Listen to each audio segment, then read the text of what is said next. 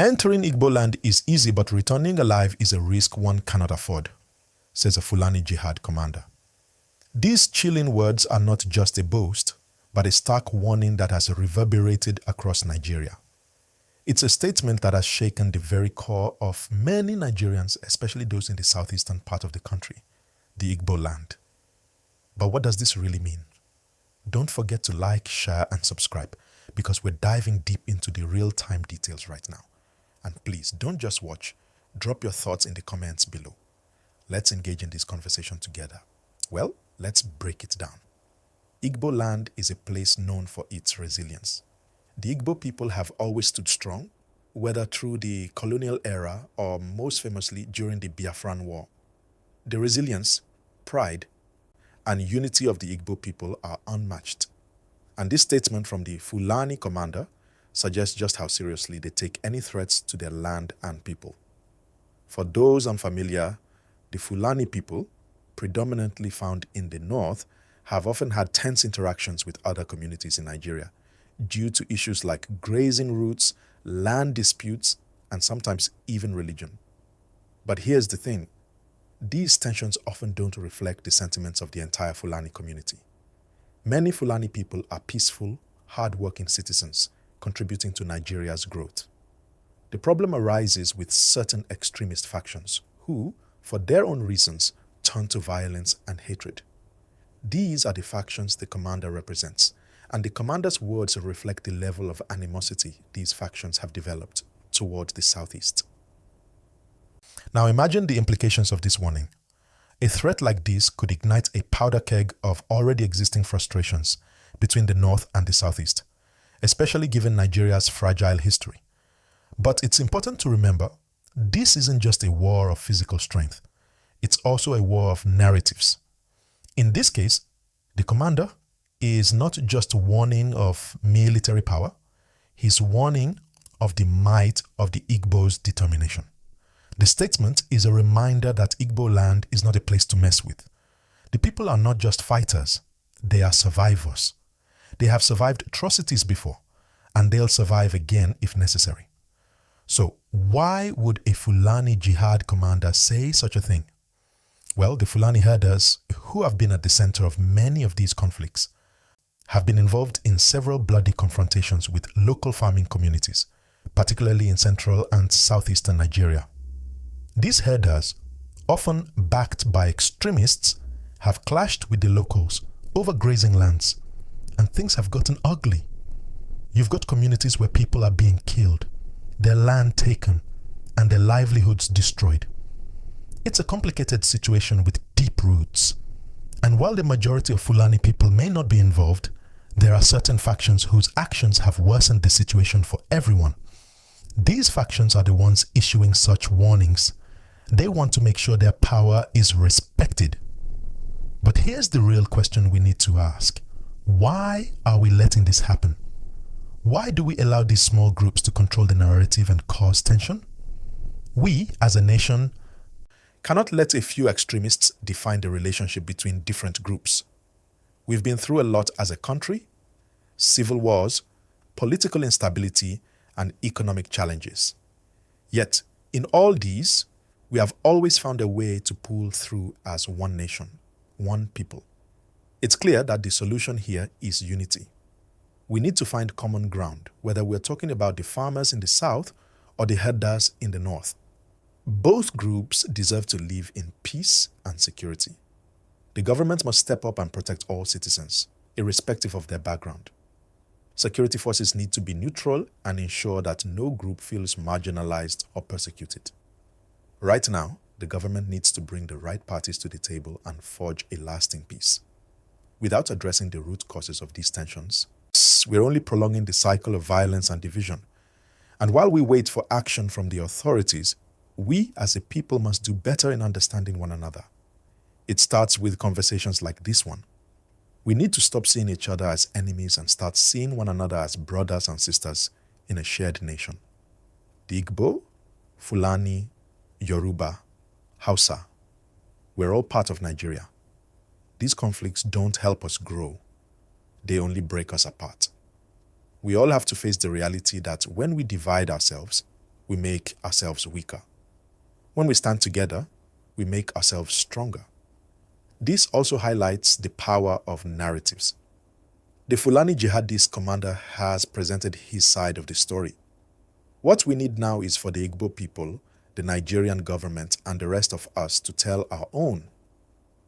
We need to continue broadcasting the message of peace and unity, letting extremists know that we will not be intimidated by their threats. Nigeria is not a country that backs down when faced with adversity.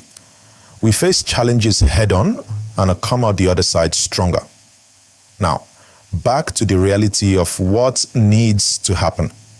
We need immediate action. The government has to take swift action to ensure that extremist factions are neutralized. Security forces have to be better equipped and more prepared to deal with these threats. We cannot afford another crisis. These situations should not have to escalate into full-scale violence. We need dialogue, and we need it now. But it's not just up to the government. Every Nigerian has a role to play. It's time for all of us to stand up for peace. If you hear something, speak out. If you can help bridge divides, do so. Whether it's promoting understanding between communities or just being a positive voice on social media, every effort counts. We all have the power to make a change, no matter how small. Remember, it's not the big things that make the difference. It's the small acts that accumulate over time. The challenges we face are not new, but they are growing. And it's up to all of us to tackle them. Whether you're from the south or the north, east or west, we all share a future in this country. We must work together to ensure that Nigeria remains strong and united.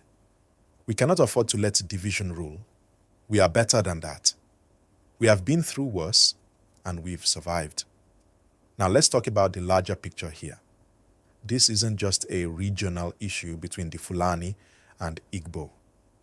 It's a reflection of deeper issues at play across Nigeria.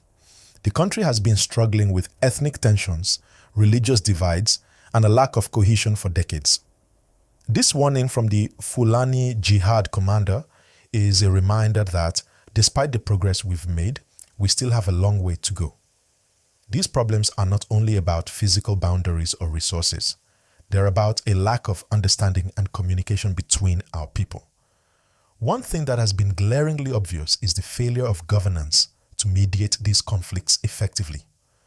The security apparatus is often overwhelmed, and when it does act, it does so with little regard for the broader implications. How many times have we seen the government delay intervention only for the situation to escalate? How many more innocent lives must be lost before something changes? Let's talk about the role of leadership here. We need leaders who can rise above tribal loyalties and personal agendas to truly serve the people. We need leaders who will prioritize national unity over ethnic or religious divisions. But these leaders must come from all parts of Nigeria. It cannot be just one tribe, one region, or one religion. True leadership will be based on empathy, understanding, and the will to unite a fractured nation. And that's the challenge we face today. This is where you, as a Nigerian citizen, come in. What can we, the people, do to help heal these divisions? How do we ensure that statements like the one made by the Fulani commander don't lead to a full-blown crisis? First, we need to take responsibility for the kind of Nigeria we want to see. We can't leave everything to the government. Yes, they should be the ones in charge, but we must also play our part in fostering peace, tolerance, and understanding. If we want a stronger Nigeria, we must work together. Let's not forget the power of the media in all of this. Social media in particular has become both a blessing and a curse. While it gives us a platform to voice our opinions, it can also spread misinformation and stoke the flames of hate. It's important that we use these platforms responsibly. If we want to promote peace, we must actively work against the spread of divisive content. This means engaging in conversations that highlight the common ground we share as Nigerians, rather than amplifying the differences. And remember, it's not just about what we say online, but how we act in our communities. It's in our hands to lead by example. Another key factor here is the need for education and awareness. Many of these conflicts arise from misunderstandings and a lack of knowledge about other cultures, religions, and ways of life. We need to focus on education that emphasizes our shared humanity and the importance of coexistence. By educating ourselves and others, we can reduce the tensions that give rise to such extremist views. Imagine if schools and community centers became hubs for interethnic dialogue. Imagine if young Nigerians were taught about the value of unity and peace from an early age. That's the future we need to strive for. Now back to the issue of security. The government must take decisive action to protect every Nigerian. Security forces should be well equipped and well trained to handle any threats that arise, whether they come from the extremists or other groups. But let's be clear, security isn't just about military action. It's about creating an environment where people feel safe, where there's justice, and where there are opportunities for all. It's about making sure that no one feels marginalized or excluded, regardless of their tribe or religion. Until we create that kind of environment, we will continue to face the challenges that come with division. At the same time, we must also address the root causes of conflict. Issues like poverty, unemployment, and lack of access to resources are major contributors to unrest. If we don't tackle these issues head-on, we will never achieve true peace. The government must invest in infrastructure, education, and healthcare, especially in areas that are most affected by these conflicts. By improving the lives of Nigerians, we take away the grievances that lead to violence. But this doesn't just fall on the shoulders of the government. Every Nigerian has a role to play. We must all commit to being part of the solution. Whether it's standing up against injustice, promoting peace in our communities, or simply being kind to one another, we all have a part to play in creating a peaceful Nigeria. This is our country, and it's up to us to protect it. As we wrap up today's discussion, let's remember that peace is not just the absence of conflict, it's the presence of justice, equality, and opportunity. We must work together to build a Nigeria where every citizen feels valued, where every ethnic group feels heard, and where our differences are celebrated, not feared. So, what can you do today to contribute to this vision? Start by educating yourself and others. Reach out to someone from a different background and start a conversation. Let's change the narrative and build the Nigeria we all deserve. It's not going to be easy, but nothing worth having ever is. If you found this video valuable, I want you to take a moment to like this video, share it with your friends, and subscribe to the channel. Let's keep this conversation going, because the more we talk, the closer we get to finding real solutions. Thanks for sticking with me until the end. Stay safe, stay informed, and most importantly, stay united. Until next time.